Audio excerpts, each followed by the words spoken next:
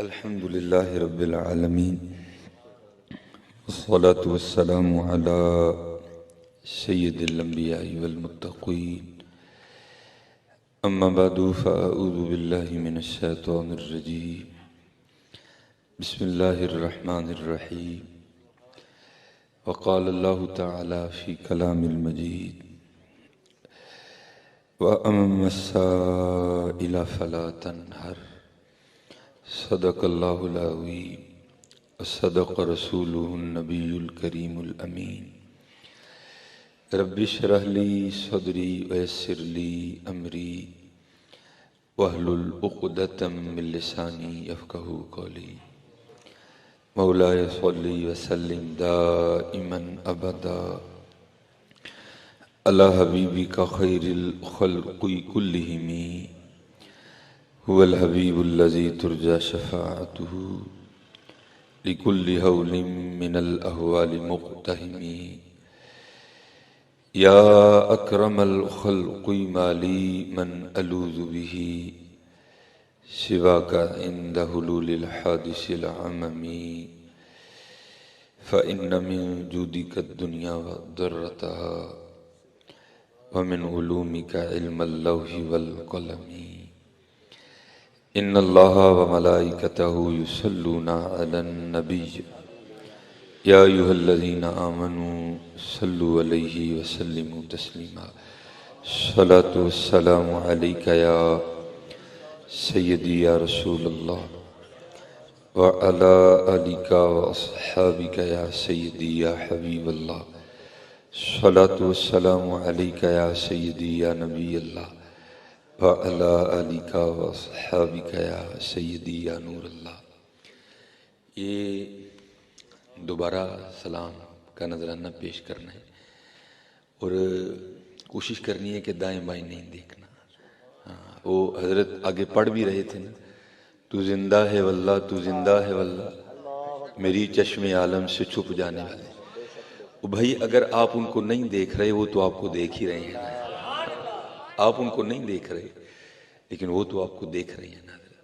تو یہ عقیدہ رکھ کے پڑھیں اور دیکھیں قاعدہ بھی ہے، یہ حضرت بیٹھے ہیں نا سامنے، تو میں اب ان کو سلام کہہ کے دیکھنا اوپر شروع کر دوں تو یہ کیا بولیں گے، سوچیں گے یار اچھا بندہ ہے، سلام مجھے کہہ رہا ہے دیکھ اوپر رہا ہے۔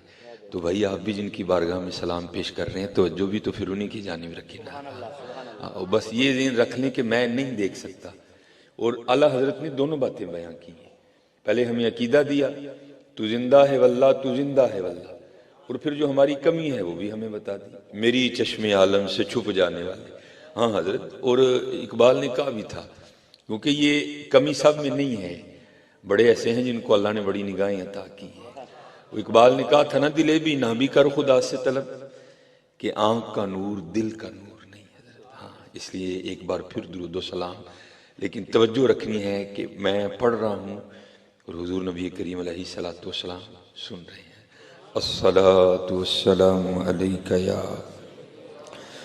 سیدی یا رسول اللہ وعلی آلک واصحابک یا سیدی یا حبیب اللہ الصلاۃ والسلام علیک یا سیدی یا نبی اللہ وعلی آلک واصحابک یا سیدی یا نور اللہ۔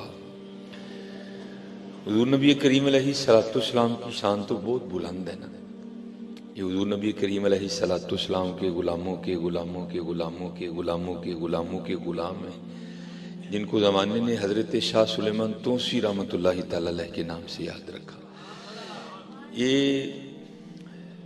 کتابوں میں لکھا ہے کہ حضرت کا ایک مرید تھا جو پیشے کے لحاظ سے نا نائی حجام کا کام کرتا تھا، تو اس کا بیٹا کھو گیا، تو ابھی اتنا نظام فعال نہیں تھا، نہ مساجد میں اسپیکر لگے تھے، نہ پولیس کا نظام اتنا فعال تھا۔ پہلے اس نے خود ہی تلاش کیا، جب نہیں نہ ملا تو پھر آخری آپشن وہ اپنے پیر و مرشد کی بارگاہ میں حاضر ہوا اور آ کر عرض کی حضور وہ بیٹا صبح کا گھر سے گیا ہے اور ابھی تک واپس نہیں لوٹا۔ کیونکہ حضرت یہ پیری مریدی کا ایک قاعدہ ہے کہ مرید وہ ہے جس کی اپنی مرضی نہیں، اور جو مرید مرضیاں کرنی نہیں نہ چھوڑتا حضرت اس کا بنتا بھی کچھ نہیں، بنتا اسی کا کچھ ہے جو اپنی مرضیاں کرنی چھوڑ دیتا ہے۔ تو لکھا ہے کتاب میں کہ حضرت نے نا خاموشی اختیار کی، وہ بھی آگے سے نہیں بولا. اور میں اکثر جب احباب کو سناتا ہوں تو میں حیران رہ جاتا ہوں، یار ایسے بھی مرید ہو گزرے کہ 18 سال بیت گئے بیٹے کو کھوئے ہوئے، دوبارہ نہیں وہ بات زبان پہ لایا کہ حضرت بیٹا کھو گیا، بیٹا نہیں ملا، میں نے کہا بھی تھا، آپ بولے ہی نہیں، آگے سے نہیں بولا. کیونکہ میاں محمد بخش صاحب نے بڑی خوبصورت بات کہی تھی. آپ نے فرمایا پیر اپنے دا کہنا منیے، جو آکھے سو کریے. پیر اپنے دا کہنا منیے، جو آکھے سو کریے. جس پانی وچ پیش نہ جائے، نہ وڑیے نہ مریے. ہاں حضرت، جو مان جاتا ہے وہ کچھ بن جاتا ہے، جو نہیں مانتا وہ رول جاتا ہے. تو 18 سال نہ اس کے بیٹے کو کھوئے ہوئے گزر گئے. جب بیٹا کھویا نا تو اس کی عمر 2 سال تھی. تو ظاہر ہے ہر سال وہ دن گھوم کے آتا تھا جس دن بیٹا کھویا تھا.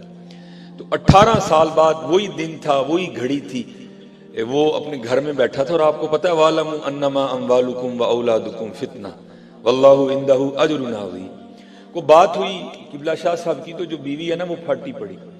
وہ کہتی ہے مجھے نا اپنے پیروں کی اتنی باتیں سنایا کرو، میں تو شاہ صاحب کو اس دن مانوں گی جس دن میرا بیٹا ڈھونڈ کے دیں گے. اب پیر بھی نگاہ والا تھا حضرت، اس نے بھی دیکھ لیا جو مرید کی آزمائش کرنی تھی. مرید نے بھی 100 میں سے 100 ہی نمبر لیے. وہ بھیج کے نا بندہ بلا لیا، اس کو بتایا نہیں کچھ. یہ کتابوں میں لکھا ہے کہ مولا علی مشکل کشا رضی اللہ تعالیٰ عنہ آپ ٹنڈ کروایا کرتے تھے. اور پھر لکھا ہے اسی نسبت، اسی محبت کی وجہ سے حضرت شاہ سلیمان توسی رحمۃ اللہ تعالی علیہ بھی آپ بھی کبھی کبھی ٹنڈ کروایا کرتے تھے.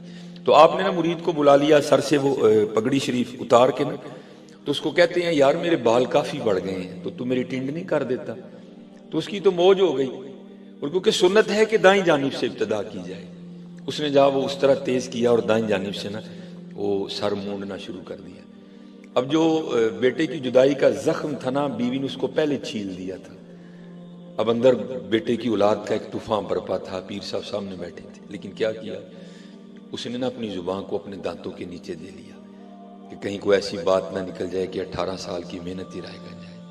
لیکن حضرت طوفان تو طوفان ہی ہے نا، راستہ بنا ہی لیتے ہیں. جب طوفان کو کوئی اور راستہ نہیں نہ ملا تو اس نے آنسوؤں کی شکل اختیار کی اور آنکھوں کے راستے بہ نکلا. تو لکھا ہے کہ اس وقت نا وہ حضرت کا آدھا سر مونڈ چکا تھا، دائیں جانب سے آدھا سر مونڈ چکا تھا. تو آنسوؤں کے قطرے نا شاہ صاحب کے سر کے اس حصے میں نہ بھی گرتے تو حضرت کو تو پھر بھی پتا تھا حضرت.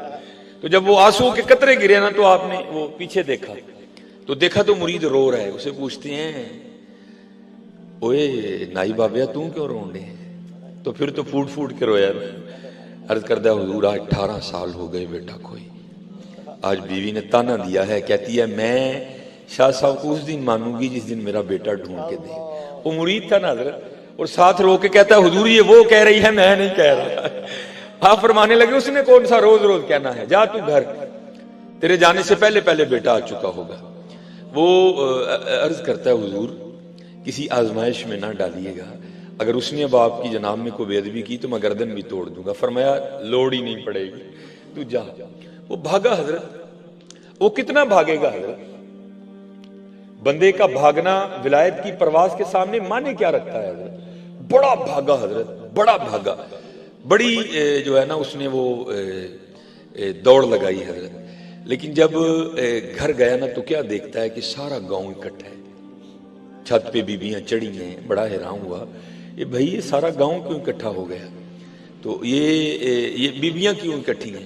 تو وہ لوگوں کو پیچھے کر کے اندر گیا. تو جب اندر گیا نا تو کیا دیکھتا ہے کہ صحن میں چارپائی بچھی ہے جس پہ 20 سال کا گبرو جوان لڑکا بیٹھا ہے. اب تو حضرت میں اکثر کہتا ہوں پتہ نہیں شاید وہ پنجابی، ہم سیال کوٹ کے رہنے والے ہیں، وہ پتہ نہیں ناڑا چورے کو نار دا جوس ٹورنڈے ہے، ٹھنڈا ہو گیا اللہ. لیکن تب خونوں میں گرمی تھی حضرت، خون نے خون کو کھینچا. باپ کو نہیں بتانا پڑا کہ یہ تیرا بیٹا ہے، اور نہ بیٹے کو بتانا پڑا کہ یہ تیرا باپ ہے. دونوں بغل گیر ہوئے، خوب روئے. جب اندر کا طوفان تھم گیا نا تو لکھا ہے کہ باپ نے نا بیٹے سے پوچھا، اس نے کہا پتر یہ تو بتا کس طرح گیا اور آیا کس طرح. وہ کہتا بھائی جب گیا تھا تب تو خود ہی چھوٹا تھا، پتہ ہی نہیں کچھ.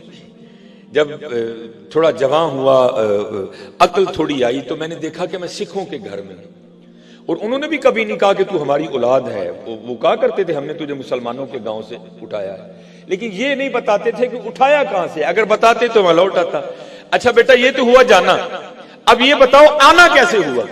وہ عرض کرتا ہے ابا جی میرا جو سکھ مالک ہے نا وہ کہیں جانے والا تھا اور میں اس کا گھوڑا تیار کر کے اس کی لگام پکڑے کھڑا تھا، میرا منہ دروازے کی جانب تھا، بابا دروازے سے نہیں آیا، زمین سے نکلا یا آسمان سے گرا مجھے نہیں پتا، بھاگتا ہوا آیا، میرا ہاتھ پکڑا اور گھوڑے سمیت یہاں کھڑا کر کے خود غائب ہو گیا۔